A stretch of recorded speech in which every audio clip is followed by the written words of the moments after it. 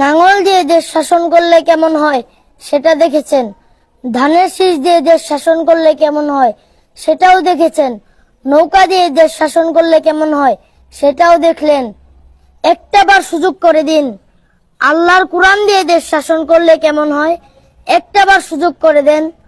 যারা যারা কোরআনের শাসন চান তারা এই ভিডিওটি প্রচুর পরিমাণে শেয়ার করে দিবে। যে দেশে আল্লাহু আকবার ধ্বনির সাথে সূর্য উঠে যায়, যে দেশে আল্লাহু আকবার ধ্বনির সাথে সাথে সূর্য ডুবে যায়, সে দেশে আর কিছু থাকবে না থাক আমার ইসলাম থাকবেই। এদেশে আর কিছু থাকবে না থাক আমার কোরআন থাকবেই। এদেশে আর কিছু থাকবে না থাক আমার নবীর ভালোবাসা থাকবেই। আমরা ইসলামের জন্য কোরআনের জন্য সব বিলিয়ে দিতে রাজি আছি না নাই? যারা কারা রাজি হাত তুলে আল্লাহর দেখায়। মুহাম্মদ সাল্লাল্লাহু আলাইহি ওয়াসাল্লাম বলছে দাড়ি রাখো, এরা কাটে। বলছে টাকনুর উপরে প্যান্ট বড়, এরা নিচে পড়ে। এখন নায়কেরা দাড়ি রাখে, এরা দাড়ি রাখে। আল্লাহ তাআলা বলছে হালাল খাও, এরা সবসময় হারামের প্রতি ঝুঁকে থাকে। ইসলাম যত কিছু আদেশ করছে, মুসলমানদের বর্তমানে কাজ হয়ে গেছে সবকিছুর বিরুদ্ধাচরণ করা। ওয়াল্লাহি যদি শুকর খাওয়া হালাল হতো, কেউ শুকর খেত না, গরু খেত সবাই।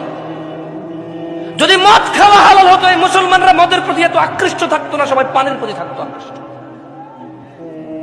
যদি সুদ আর ঘুষ খাওয়া হালাল হতো, তাহলে আজকের যে মুসলমান আমার চোখের সামনে আসি আমরা, আমার মনে হয় এরা কেউ সুদ আর ঘুষ খেত না।